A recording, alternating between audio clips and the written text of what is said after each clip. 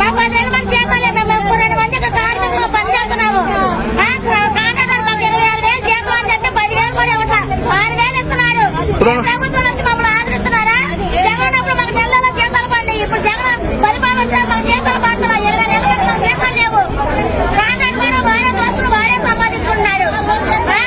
ఇక్కడ ఏమీ లేవు, మంచిగా లేవు, బాత్రూమ్స్ లేవు, నీళ్లు రావట్లేదు, ఏసీలు కట్టేశారు. ఇక్కడ సామాన్లు బయట తోసుకుంటున్నారు, వెళ్ళిపోతున్నాయి. అది మీరు అర్థం చేసుకుంటా. జగన్ అన్న చెప్పండి. అందరూ జగన్ దృష్టి తీసుకెళ్ళిపోతే